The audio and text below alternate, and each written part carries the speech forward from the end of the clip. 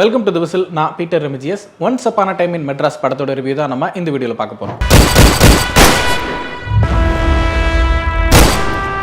Prasad Murugan direct பண்ணியிருக்கிற இந்த படத்துல பரத், அபிராமி, தலைவாசல் விஜய், பவித்ர லட்சுமி இன்னும் பல நடிகர்கள் நடிச்சிருக்காங்க. சாதாரணமான மனிதர்கள் ஒரு அசாதாரணமான சூழல்ல மாட்டிக்கும் போது அவங்க கையில ஒரு துப்பாக்கி கிடைச்சா என்ன நடக்கும் அப்படிங்கிறது தான் இந்த படத்தோட ஒன்லைன். ஆக்சுவலா இது ஒரு மல்டிபிள் ஸ்டோரி லைன் சப்ஜெக்ட். ஒரு 4 கதைகள் இந்த படத்துக்குள்ள இருக்கு. மனைவியோட உயிரை காப்பாத்த 15 லட்சம் வேணும். அதுக்காக ஒருத்தர் கொலை பண்ற அசைன்மெண்ட்டை கையில் எடுக்கிறாரு பரத்.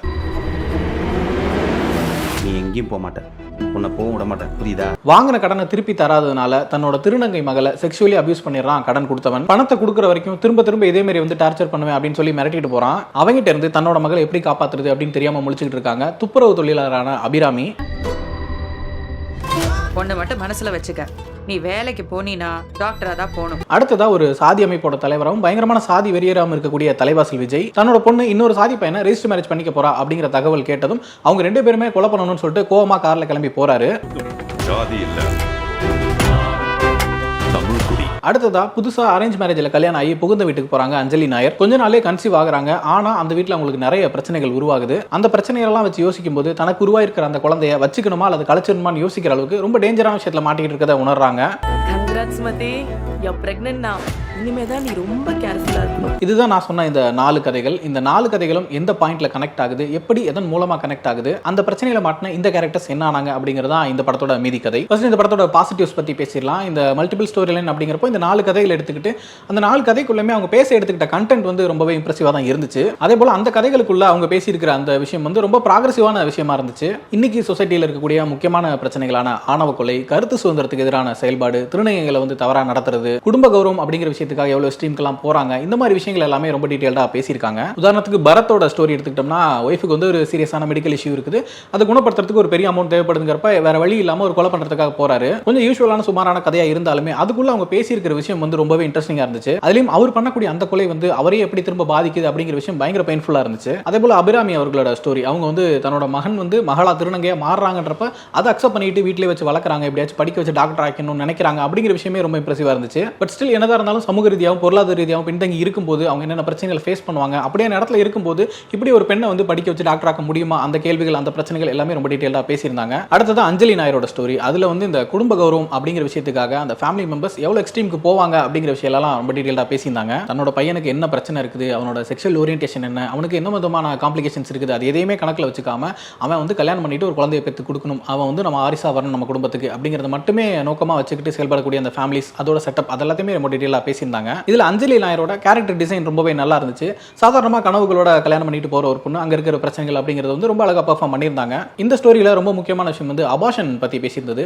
அபார்ஷன் அப்படிங்கிறது வந்து ஃபேமிலி சம்பந்தப்பட்ட விஷயமோ குடும்ப கௌரவம் சம்பந்தப்பட்ட விஷயமோ இல்லை, அது ஒரு இண்டிவிஜுவல் சாய்ஸ். அந்த பொண்ணு முடிவு பண்ணாங்கன்னா அதை அபார்ட் பண்ணிக்கலாம், அதை யாருமே தடுக்க முடியாது அப்படிங்கிறது வந்து லீகலாவே எவ்வளவு சப்போர்ட் இருக்குன்றதெல்லாம் ரொம்ப டீடைலா பேசியிருந்தாங்க. அடுத்து தலைவாசல் விஜயோட ஸ்டோரி. அவர் வந்து ஒரு பயங்கரமான ஜாதி வெறியரா இருக்காரு. அதை காப்பாற்றுறதுக்கு ஒரு பத்திரிகையை நடத்திட்டு இருக்காருன்ற அளவுக்கு ஒரு மோசமான ஆளு. அவரோட பொண்ணு வேற சாதி பையனை கல்யாணம் பண்ணிக்கிறாங்க அப்படிங்கிற சுச்சுவேஷன் வரும்போது அவர் எப்படி ரியாக்ட் பண்றாரு, அவங்க 2 பேரும் கொல்லணும்னு கிளம்பி போறாரு. அந்த டிராவல்ல 2 கேரக்டர்ஸ்க்கு நடுவில் நடக்கக்கூடிய அந்த டிஸ்கஷன்ஸ் அப்படின்னு சொல்லிட்டு அதுலயுமே ஐடியா லெவல்ல ரொம்பவே இன்ட்ரெஸ்டிங்கா இருந்துச்சு. இந்த ஸ்டோரியில கம்யூனிசம் பேசக்கூடிய ஒரு பாய் ஃப்ரெண்ட் வராரு. அவரோட டயலாக்ஸ் எல்லாமே நல்லா இருந்துச்சு. ஃபர்ஸ்ட் வந்து தப்பு பண்ண அடிக்கிறதா ரைட்னு நினைச்சிட்டு இருந்தேன், இப்போ லெஃப்ட் தான் ரைட்னு தோணுது. இந்த மாதிரி டயலாக்ஸ் கொஞ்சம் இம்ப்ரெசிவா இருந்துச்சு. இந்த மாதிரி ஒவ்வொரு ஸ்டோரியிலுமே ஐடியா லெவல்ல ப்ராக்ரெசிவா இருக்கிற விஷயம் வந்து நிச்சயமா பாராட்டப்பட வேண்டியது. சாமியை சுத்தி வரதுல இருந்து சாப்பிடுற உணவை தீர்மானிக்கிற வரைக்கும் நீங்களே முடிவெடுத்தா அதுக்கு பேர் என்ன?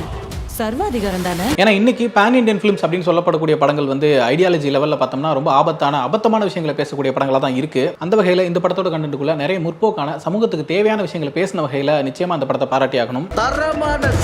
அடுத்தது பெர்ஃபார்மன்ஸ் அப்படின்னு சொல்லி பார்த்தோம்னா படத்தில் நிறைய கேரக்டர்ஸ் இருக்காங்க. யாருமே இவங்க தான் ஹீரோ இவங்க தான் ஹீரோயின் அப்படிங்கிற மாதிரி இல்லாமல் சப்ஜெக்ட் தான் ஹீரோவா இருக்குது. ஸோ ஒரு கேரக்டருமே அவங்களுக்கான இம்பார்ட்டன்ஸோட தான் வராங்க. கிட்டத்தட்ட எல்லாரோட பெர்ஃபார்மன்ஸுமே ரொம்பவே நல்லா இருந்துச்சு. பரத் லுக்காவே ஒரு மாதிரி இம்ப்ரெசிவா தான் இருந்தார். பெர்ஃபார்மன்ஸுமே எந்த குறையும் சொல்ல முடியாத வகையில் ரொம்பவே நல்லா நடிச்சிருந்தாரு. அதே போல அபிராமி, தலைவாசல் விஜய், அஞ்சலி நாயர் அப்படின்னு சொல்லிட்டு எல்லாரோட பெர்ஃபார்மன்ஸுமே பாராட்டும் வகையில் தான் இருந்துச்சு. இந்த படத்தோட குறைகள் அப்படின்னு சொல்லி பார்த்தோம்னா ஸ்கிரீன் பிளே தான் பெரிய பிரச்சனையா இருந்துச்சு. ஒரு மல்டிபிள் ஸ்டோரி லைன் பண்றோம், நிறைய கதைகளை ஒரு புள்ளியில் இணைக்க போறோம் அப்படிங்கிறப்போ அந்த ஸ்கிரீன் பிளே வந்து ஒரு பயங்கரமான ஃப்ளோவோடையும் ரிதமோடையும் இருக்கணும். ஒரு கதையுமே வந்து மாற்றி தான் சொல்ல போறோம் நான் லீனியரா அப்படிங்கிறப்ப அந்த ஒரு காட்சிக்கும் இன்னொரு காட்சிக்குமான ஒரு தொடர்போ இல்லை ஒரு லிங்கோ வந்து ஓரளவுக்கு இன்ட்ரெஸ்டிங்காக இருந்தால் தான் ஆடியன்ஸ் வந்து பார்க்கும்போது சுவாரஸ்யமாக இருக்கும். அது வந்து இந்த படத்தோட ஸ்கிரீன் பிளேல நிச்சயமா மிஸ்ஸிங்னு தான் சொல்லணும். மாற்றி வேற கதைகள் பார்த்துட்டு இருக்கோம். ஒரு கதையும் ஒரு ஃப்ளோவில் போயிட்டு இருக்குது. இது எங்க எங்க கனெக்ட் ஆகும் அப்படிங்கிற ஆர்வம் கிரியேட் ஆகிறதுக்கு பதிலா எதுக்கு இதெல்லாம் நடந்துகிட்டு இருக்குங்கிற ஒரு சின்ன சலிப்புமே உருவாயிருச்சு. மோரோவர் இப்போ நான் ஒன்லைன் அப்படின்னு சொல்லிட்டு ஒரு ஸ்டோரி லைன் சொல்லியிருந்தேன்ல, இவங்களுக்கு இந்த பிரச்சனை நடந்துருச்சு, அதுக்கப்புறம் இவங்க என்ன பண்றாங்க அப்படிங்கிற அந்த லைன் வர்றதுக்கே ரொம்ப டைம் எடுத்துக்கிட்ட மாதிரி இருந்துச்சு. கிட்டத்தட்ட இன்டர்வல் கிட்ட தான் இப்போ நான் சொன்ன லைன்ஸ் எல்லாமே வந்துச்சு. ஸோ அது வரைக்குமே அந்தந்த ஸ்டோரியில் இருக்கிற கேரக்டர்ஸோட கேரக்டர் எஸ்டாப்ளிஷ்மெண்ட்ஸ்,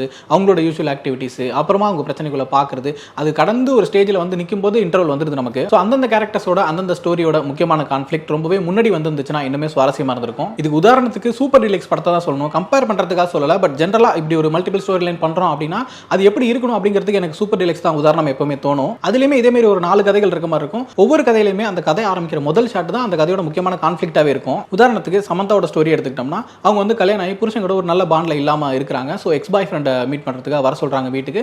வந்து அவங்க 2 பேரும் ஒண்ணா இருக்கும்போது அந்த பையன் இறந்துடுறான். அதுக்கப்புறம் என்ன நடந்துச்சு அப்படிங்கிறது அந்த கதையோட ஒன்லைன். நீங்க பாத்தீங்கன்னா அந்த போர்ஷனோட ஃபர்ஸ்ட் சீனே அதுவா தான் இருக்கும். அதே போல விஜய் சேதுபதியோட கதை, கல்யாணம் பண்ணி குழந்தைலாம் பெத்துக்கிட்டு வீட்டு விட்டு ஓடி போயிட்டு ஒரு ஹஸ்பண்ட் ரொம்ப நாளைக்கு அப்புறம் வீட்டுக்கு வராரு. எப்போ வராரு, எப்படி வராரு, இல்லை ஆர்வமா பார்த்துக்கிட்டு இருக்கும்போது அவர் டிரான்ஸ்ஜெண்டரா வந்து இறங்குறாரு. இந்த கதையோட முதல் சீனே இதுதான். இப்படி சம்பந்தப்பட்ட கதைகளோட முக்கியமான கான்ஃபிளிக்ட் வந்து முடிஞ்ச வரைக்கும் சீக்கிரம் அல்லது முதல் காட்சியிலே வரும்போது தான் அது ஒரு பெரிய அட்டென்ஷனையுமே கியூரியாசிட்டியுமே கிரியேட் பண்ணும். ஆனா இந்த படத்துல நம்ம பார்த்த கதைகளோட அந்த கான்ஃபிளிக்ட் அப்படிங்கிறது ரொம்ப லேட்டா தான் வருது. அது வரைக்கும் போரிங்கான காட்சிகளாக நடந்துட்டு இருக்கிறதும், அந்த காட்சிகள் ஒன்று கொண்டு தொடர்பு இல்லாமல் இருக்கிறதும் ஒரு சுவாரஸ்யமான உணர்வை கொடுக்கலன்னு தான் சொல்லணும். அதே போல டைரக்ஷன்லயுமே நிறைய காட்சிகள் ரொம்ப சுமாராக தான் படமாக்கப்பட்டிருக்கு. ஒரு சில காட்சிகள் வந்து ரொம்ப கிளீஷேவா இருக்குன்னே கூட சொல்லிடலாம். அதே போல ஒரு சில காட்சிகள் ரொம்ப அமைச்சராகவும் எடுக்கப்பட்டிருக்குது. ரொம்ப முக்கியமான சில காட்சிகளை தவிர்த்துட்டு பெரும்பாலான காட்சிகள் இன்னும் சுவாரஸ்யமா எடுக்கப்பட்டிருந்திருக்கலாமோ அப்படின்னு தான் தோணுச்சு. ஏன்னா அபிராமி, தலைவாசல் விஜய், பரத் மாதிரியான நல்ல பெர்ஃபார்மன்ஸ்லாம் இருக்கும்போது அவங்கள நல்லாவே யூஸ் பண்ணி இருந்திருக்கலாங்கிறப்போ அவங்க சம்பந்தப்பட்ட காட்சிகள், எமோஷன் காட்சிகளுமே கூட எடுக்கப்பட்ட விதம் அந்த அளவுக்கு சுவாரஸ்யமா இல்லையோன்னு தோணுச்சு. மற்றபடி டெக்னிக்கலா சினிமாட்டோகிராஃபி, எடிட்டிங் சொல்லிட்டு எல்லா வகையிலுமே ஒரு டீசென்டான படத்தை தான் கொடுத்துருக்காங்க. ஓவராலா இந்த படம் எப்படி இருக்கு அப்படின்னு சொல்லி பார்த்தோம்னா, நல்ல இன்ட்ரெஸ்டிங்கான ப்ராக்ரெசிவான கண்டென்ட்டை எடுத்துக்கிட்டு அதை வந்து ரொம்ப இன்ட்ரெஸ்டிங்கான முறையில் கனெக்ட் பண்ணியிருக்காங்க. கிளைமேக்ஸ்ல அந்த படம் முடிகிற விதமே ரொம்ப சுவாரஸ்யமா இருந்துச்சு. ஆனா இந்த கதைகள் ஆரம்பிச்சு முக்கியமான இடத்துக்கு போறதுக்கு எடுத்துக்கக்கூடிய நேரம் அதிகமா இருக்கிற காரணத்திலையும் அதுக்கான காட்சிகள் சுவாரஸ்யமா இல்லாததுனாலையும் ஒரு சுமாரான எக்ஸ்பீரியன்ஸ் தான் கொடுத்துருக்கு. இப்போ நம்ம பேசின இந்த பிரச்சனைகள் சரி பண்ணப்பட்டிருந்துச்சுன்னா இந்த படம் நிச்சயமா ஒரு பெட்டரான எக்ஸ்பீரியன்ஸ் தான் கொடுத்துருக்கும். This is all about once upon a time in Madras movie. நீங்களும் படம் பாருங்க, பார்த்துட்டு உங்களோட ஒப்பீனியன் என்ன அப்படிங்கிறத கமெண்ட்ல சொல்லுங்க.